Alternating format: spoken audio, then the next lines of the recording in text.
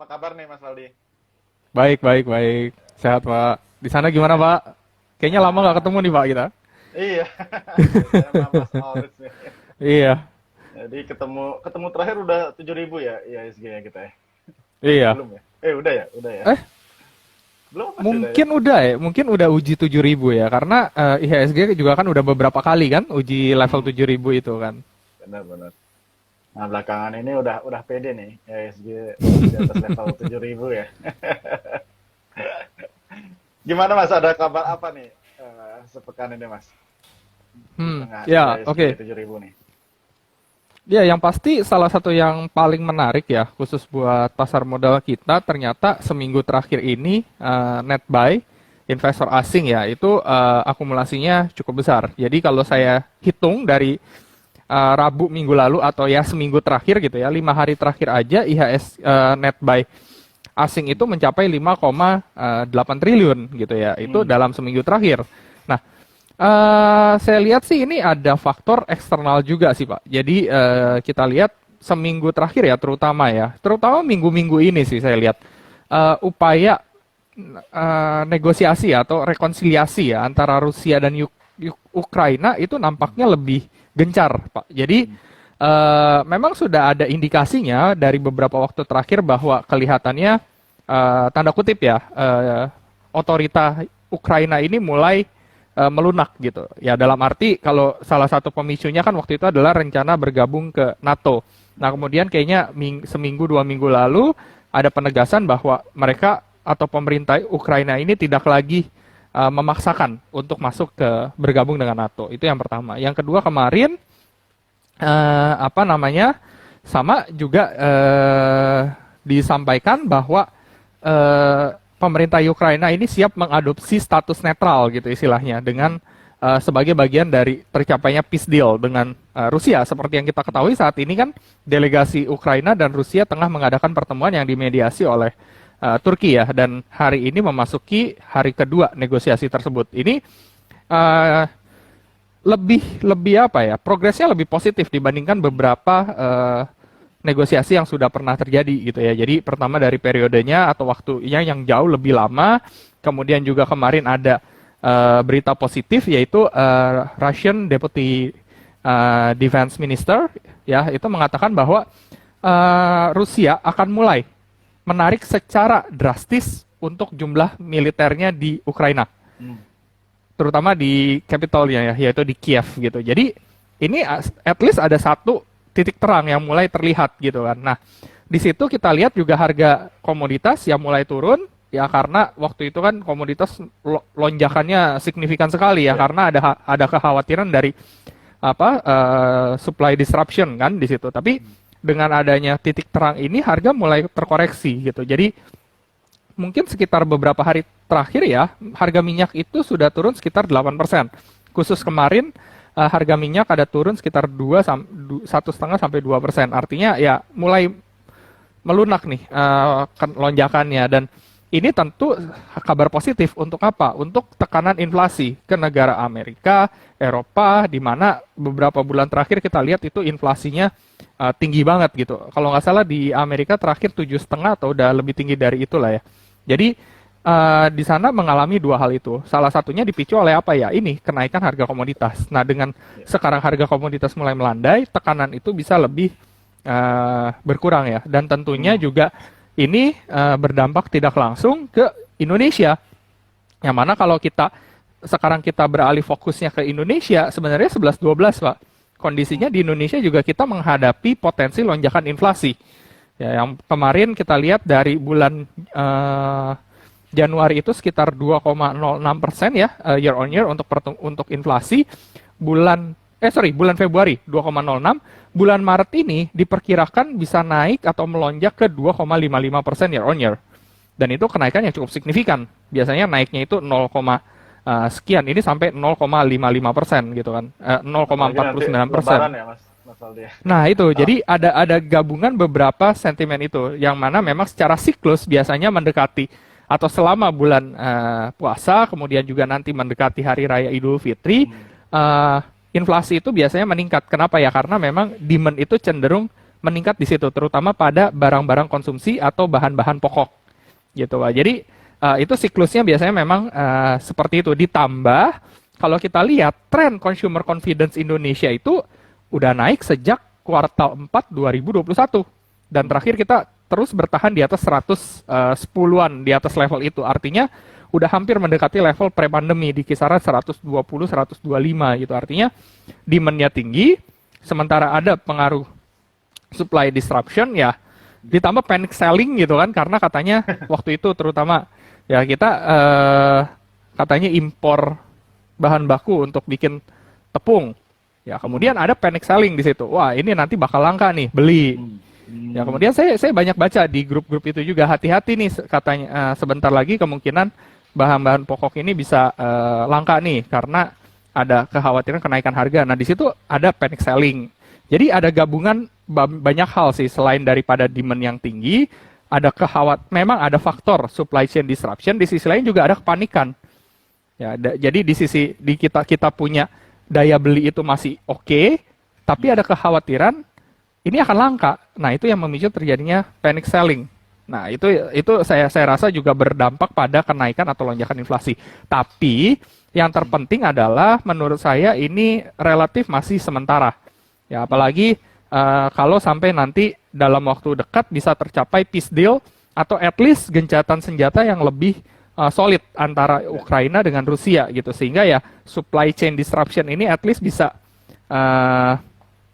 bisa berkurang gitu ya, dan tekanan untuk Amerika Serikat, tekanan untuk Eropa itu juga berkurang, sehingga rencana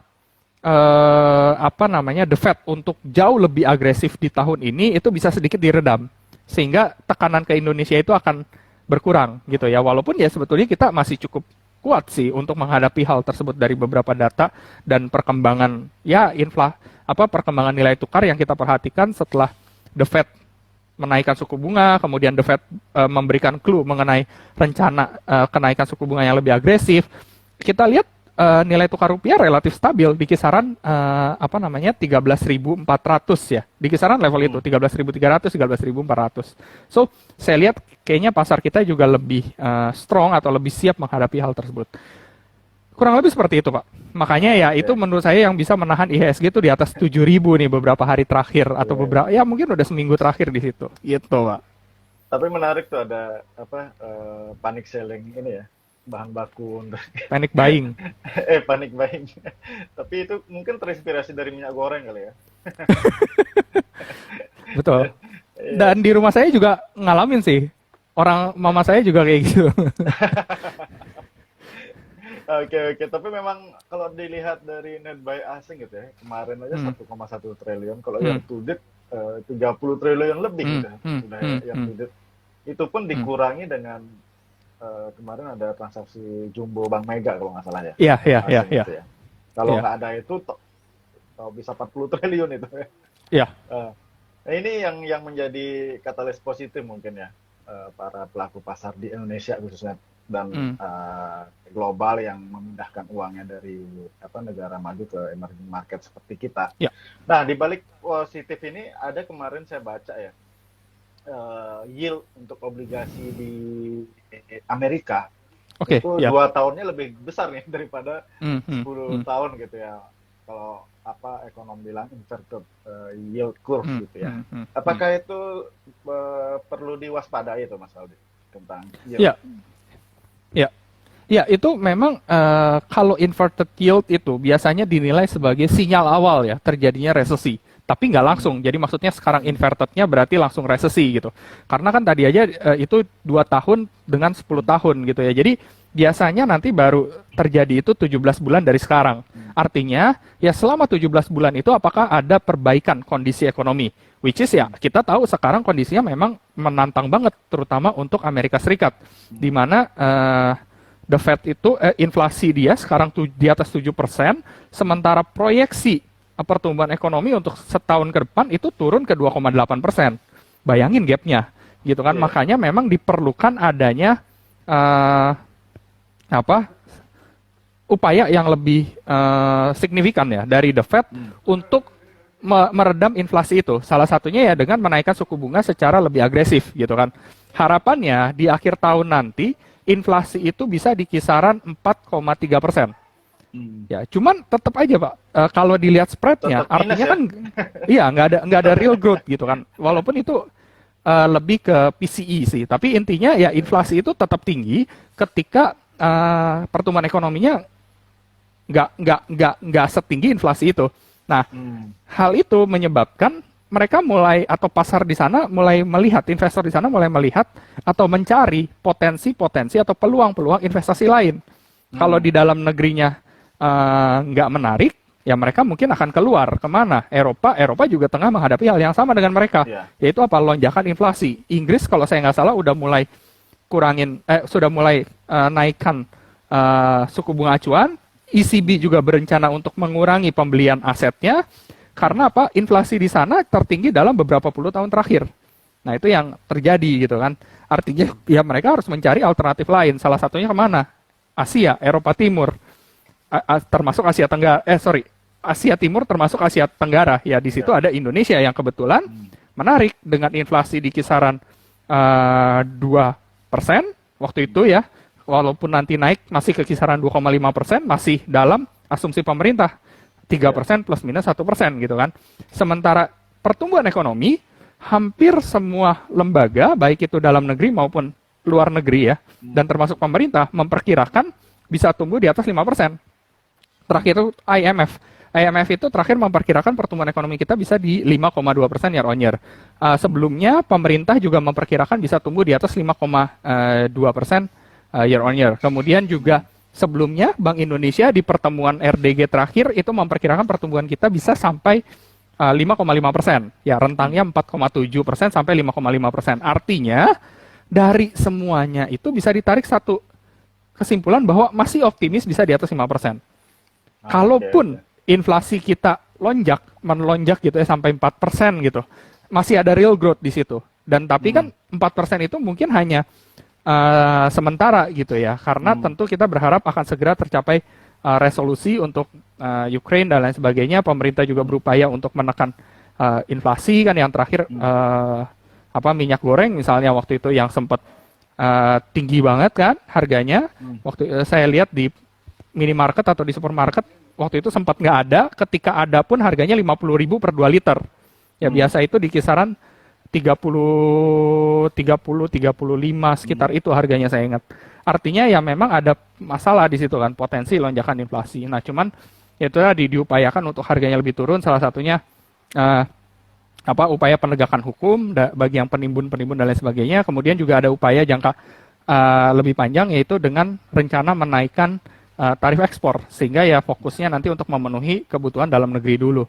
Nah, saya rasa kurang lebih ya seperti itu sih ya Pak. Dan kalau kita lihat dari periode-periode sebelumnya pun relatif lonjakan di bulan puasa kemudian menjelang Idul Fitri itu nggak terlalu signifikan, kecuali ada pemicunya.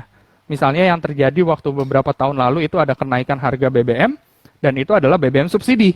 Nah itu lonjakan inflasi dari 5 melonjak jadi 8% kalau saya nggak salah. Dan itu harus ada pemicu yang seperti itu. Nah sekarang memang mulai ada kan kenaikan harga BBM ya Pak. Tapi yang dinaikkan saat ini adalah yang non subsidi.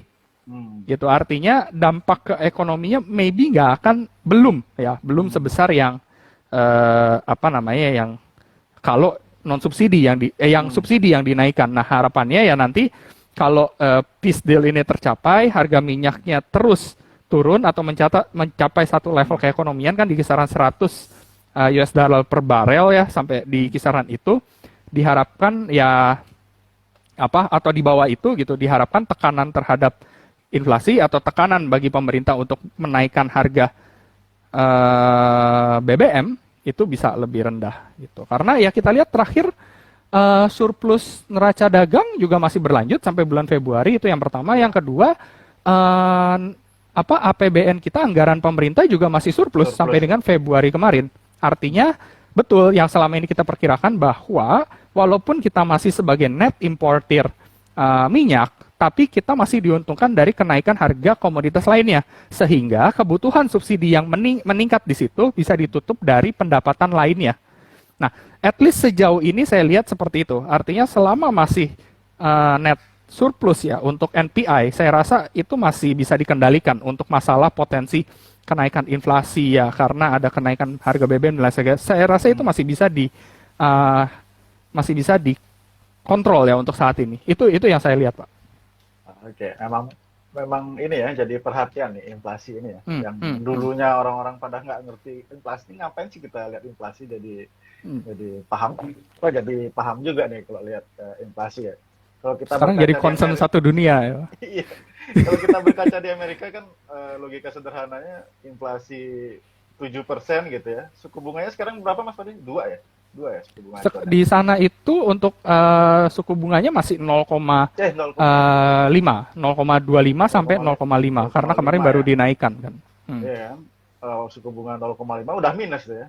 Terus potensi ekonominya diprediksi cuma berapa ya, masih minus. Akhirnya larilah ke negara seperti kita yang inflasinya cuma 2%-an gitu ya, 2-3%, tapi diprediksi ekonominya 5% itu. BI 7 day repo-nya 3,5%, masih plus gitu. Positif. Ya, tapi ada positifnya nih para investor. Oh iya, kalau investasi kita harus lihat inflasi dulu nih, jangan sampai kita investasi lebih kecil dari returnnya daripada inflasinya. Itu sama aja, kita minus uang kita kan. Nah, di tengah IHSG 7.000 ini yang bertahan ya, beberapa hari ini di level 7.000, saham-saham apa sih yang menahan IHSG ini terus di atas level 7.000, Mas Kodi? Ya, jadi beberapa waktu terakhir saya lihat mulai ada sedikit mulai ada indikasi rotasi, Pak. Jadi kalau sebelum-sebelumnya, jadi yang mendorong IHSG untuk naik itu waktu itu adalah saham-saham komoditas, karena sekarang harga komoditasnya mulai sideways atau mulai terkoreksi gitu ya. Mulai ada rotasi. Salah satunya ke saham blue chip. Kembali lagi nih ke blue chip. Blue chip kemana? Salah satunya perbankan. Karena kemarin sempat ada kekhawatiran, wah kalau The Fed naikin suku bunga kayaknya bank-bank bakal dilepas nih. Ternyata itu nggak terjadi. Memang ada koreksi, tapi kita lihat respon masyarakat nggak berlebihan, saya bilang gitu ya. Karena ya tadi inflasi tetap stabil, SBN kita juga cukup stabil, justru aliran dana masuk malah makin kuat, makin besar ke Indonesia. Artinya ya justru itu meningkatkan optimisme atau keyakinan terhadap pertumbuhan ekonomi Indonesia. Salah satunya kalau itu positif, yang terdampak pertama kali justru saham-saham perbankan. Itu makanya salah satunya lari ke sana atau blue chip gitu, karena blue chip dan punya market cap besar ya banking gitu kan. Yang kedua yang berkaitan dengan konsumsi juga, atau ya konsumsi masyarakat nih menjelang terutama hari raya Idul Fitri ini, dan juga ya tadi ya bulan puasa dan lain-lain. Salah satunya Telkom, telekomunikasi yang biasanya memang secara siklus itu ada kecenderungan menguat menjelang nanti hari raya Idul Fitri, kemudian juga otomotif gitu, karena kemarin juga disampaikan bahwa aturan mudik itu lebih longgar ya dibandingkan kemarin-kemarin gitu ya. Misalnya untuk aturan mudik sudah boleh, tapi harus sudah booster kalau saya nggak salah. Artinya kan lebih longgar dibandingkan yang kemarin yang nggak boleh mudik sama sekali gitu kan. Nah, artinya kebutuhan akan moda transportasi akan meningkat di situ. Kemudian kalau ada pergerakan orang, pasti mobilitas uang juga ikut di situ. Artinya apa? Saham-saham konsumsi, consumer good juga ada mulai bergerak, termasuk saham retail. Apa? Seperti misalnya MAPI, RALS gitu kan, yang kemarin beberapa hari terakhir itu mulai penguatan yang cukup signifikan, itu kan LPF itu semua mulai berbalik. Satunya ya siklus itu berulang. Selain dari rotasi ke blue chip, ada juga rotasi ke beberapa saham itu. Ditambah ya sebelum hal ini ya ada indikasi rotasi juga ke properti gitu, karena ya biasanya ketika kenaikan harga komoditas artinya kan income masyarakat, pengusaha dan lain sebagainya di Indonesia ikut meningkat. Nah, alternatifnya kalau income naik kan C plus I plus S, Pak. Salah satunya investment. Investment itu kan alternatifnya banyak sekali. Salah satunya yang paling dikenal ya properti, tanah dan lain sebagainya. Itu makanya ada psikologis seperti itu. Wah, kalau komoditasnya naik, kayaknya bakal lari ke properti nih. Ditambah beberapa periode terakhir emiten-emiten properti itu mencatatkan pertumbuhan kinerja yang double digit untuk marketing salesnya ya terutama ya. Kemudian juga beberapa developer itu berencana untuk merilis produk-produk baru gitu. Artinya ya berarti ini dinilai cukup menarik atau mendukung pertimbangan psikologis tadi. Itu yang saya lihat sih Pak. Beberapa waktu terakhir kelihatannya itu yang jadi penopang IHSG. Iya. Tapi memang saya lihat juga perbankan yang besar-besar ya sudah mulai bergerak nih ya. Mungkin analisanya ketika COVID sudah mulai mereda gitu ya, kita memasuki tahap recovery, tentunya yang dibutuhkan oleh para pengusaha pebisnis itu adalah modal gitu ya. Modal dan betul. Itulah yang mendorong perbankan itu mungkin naik ya. Tapi bisa di-share nggak Mas Faldi di tengah recovery ini selain bank gitu ya, yang orang udah tahu ya, orang butuh modal minjam duit ke bank, apa sih yang bisa mendorong nih saham-saham yang terkait dengan recovery ekonomi ini?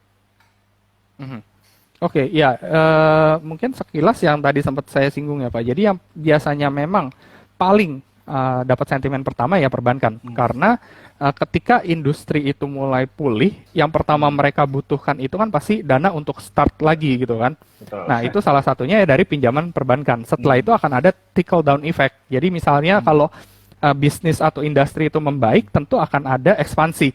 Ekspansi itu membutuhkan apa? Membutuhkan kawasan-kawasan industri baru dan infrastruktur baru gitu kan. Nah biasanya itu lari juga ke building construction. Ya cuman itu kan trickle down, jadi lebih lama. Nah salah satu yang mungkin impact-nya langsung ya tadi, kalau ada industri itu lebih bertumbuh, tentu kebutuhan tenaga kerjanya meningkat. Ya yang sebelumnya maybe karena memang produksinya nggak bisa 100%, gaji pun nggak bisa 100%. Dan itu dialami beberapa rekan saya yang bergerak di sektor-sektor tertentu. Sekarang saya tanya, mereka udah mulai kembali full. Ya, bekerja full, gaji pun full gitu. Nah, itu impact-nya kemana? Consumption. Ya, tadi, consumption itu larinya kemana? Retail saat ini ya, yang mendekati hari raya. Kemudian juga ada produk-produk yang konsumsi langsung, misalnya seperti KLBF itu saya lihat juga ada potensi trading buy gitu ya, dia bertahan di satu range dan biasanya itu sebagai konsolidasi sebelum bullish continuation. Kemudian misalnya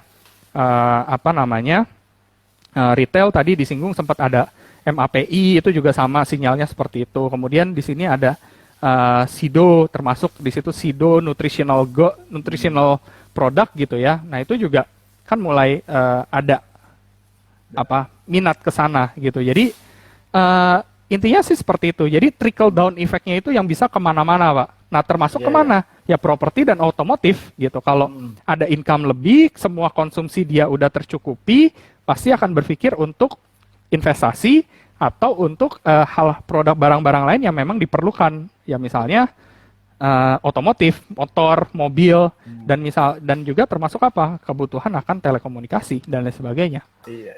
Jadi memang kalau orang udah punya duit gitu ya, konsumsi, ada lebih lagi beli mobil gitu, ada lebih lagi beli properti. Ketika COVID gitu juga tuh.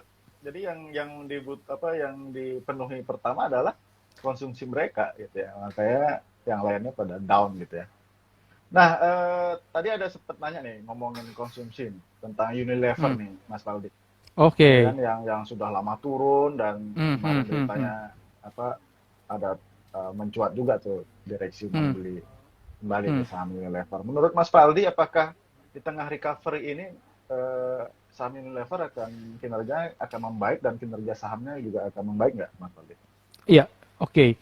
Untuk Unilever kita bicara dari sisi teknikal dan psikologis yang kemarin dulu mungkin ya. Kita mulai dari situ. Jadi kalau secara teknikal memang level saat ini nih di kisaran 3.300 sampai 3.500 itu bisa dikatakan sebagai area sideways-nya, atau untuk saat ini bisa dikatakan sebagai support area yang strong gitu ya. Nah, selama masih bertahan di range itu, ada potensi Unilever untuk technical rebound atau ya reversal jangka panjangnya ya kalau berlanjut.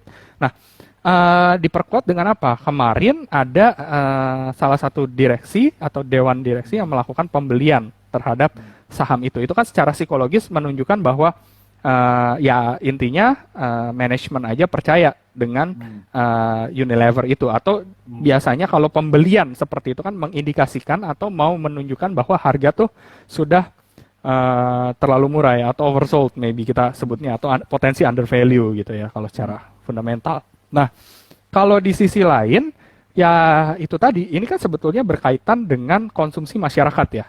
Nah, kita lihat tren untuk consumer confidence yang menunjukkan tingkat keyakinan masyarakat terhadap kondisi ekonomi kita Indonesia ke depannya, dan tentu berdampak pada beriringan dengan keyakinan mereka atau keberanian mereka untuk spending. Nah, itu trennya positif terus sejak Q4 2021. Artinya pasti ada potensi atau kemungkinan mereka akan spending juga ke produk-produknya Unilever.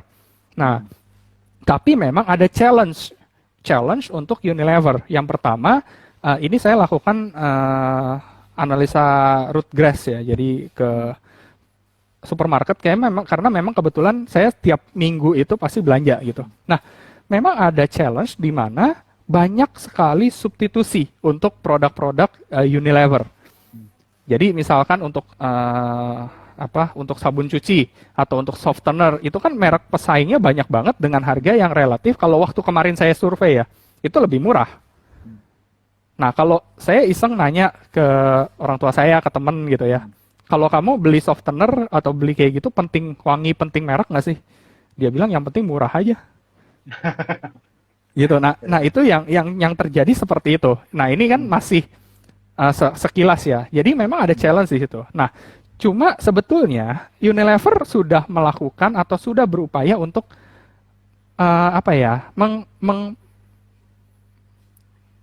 menghandle istilahnya challenge ini. Salah satu caranya gimana? Dengan fokus pada brand premiumnya, atau cara promosinya, penempatan pangsa pasarnya itu yang lebih premium.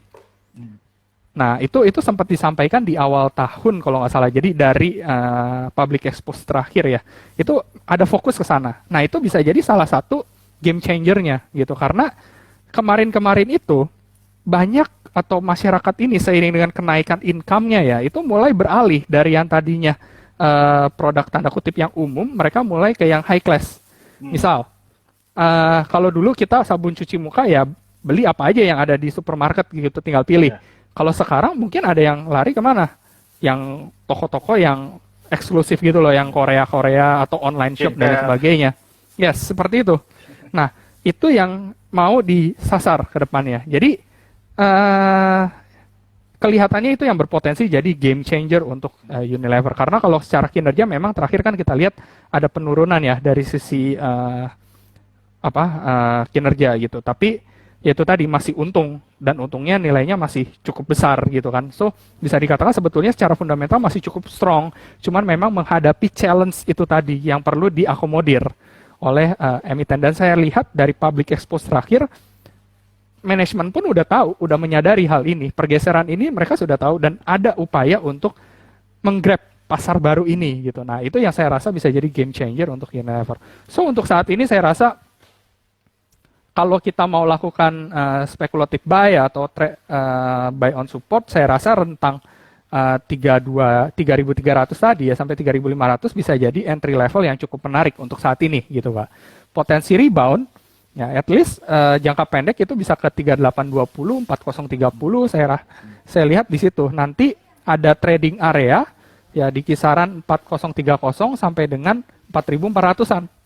Nah, itu baru nanti kalau dia bisa break 4.400 itu baru sebagai sinyal reversal lanjutan gitu. Nah, stop loss-nya di mana? Stop loss-nya ya di 3.300 atau toleransi sampai 3.280 itu strong support saya lihat.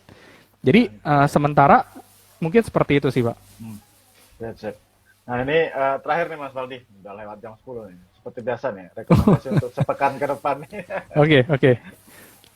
Oke, kalau untuk sepekan ke depan, mungkin tadi beberapa yang udah saya singgung, saya nggak ulang kali ya Pak, karena nanti teman-teman pun bisa cek di Telegram kita, Pintraco Sekuritas, itu free to join, siapapun bisa masuk. Yang pertama yang saya lihat cukup menarik ini adalah AMRT. Ya, ada potensi untuk melanjutkan bullish-nya, jadi kemarin udah bullish sebetulnya, tapi kemudian sideways, dan sekarang karena sideways itu, stochastic-nya udah masuk ke oversold lagi. Nah, ini ada potensi untuk lakukan akumulasi beli di atas 1390 gitu ya, target terdekat di 1500, stop loss di bawah 1350. Nah, itu ada potensi bullish continuation. Kemudian kalau yang kedua sama, polanya juga bullish continuation, itu bisa SMDR bisa diperhatikan. Entry di 1425, target 1580, stop loss di bawah 1355. Jadi memang ini lebih strong bullish ya. So, ini bisa diperhatikan juga. Yang ketiga, ini tadi properti sempat disinggung, ini juga ada satu yang lolos seleksi untuk hari ini atau beberapa hari ke depan ya, yaitu CTRA. Ini ada potensi melanjutkan bullish reversalnya gitu ya. Bisa pertimbangkan entry 1080 1100 sampai 1100. Target pertama 1120, resisten kuat di situ. Kalau breakout, ada potensi uji resisten sebelumnya di kisaran 1180. Ya, stop loss-nya di kisaran 1030 sampai 1050. Yang kedua, atau yang selanjutnya, bukan yang kedua ya, ini udah yang keempat berarti. SCMA. Nah, ini SCMA ini juga ada potensi atau ada sinyal bullish reversal.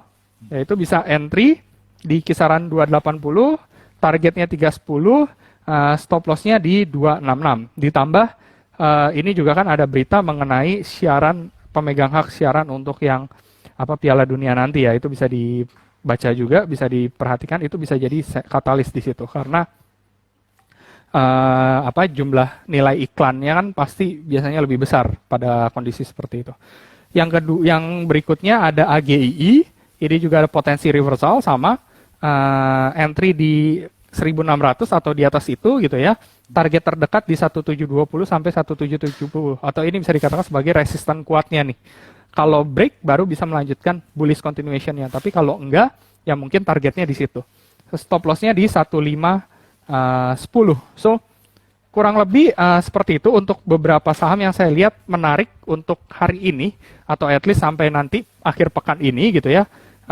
Artinya lebih untuk trading atau jangka pendek, tapi kalau untuk menengah panjang ya tadi sebetulnya blue chip, banking, big four ditambah dengan TLKM, ASI itu masih bisa diperhatikan gitu Pak. Oke, siap. Terima kasih banyak Mas.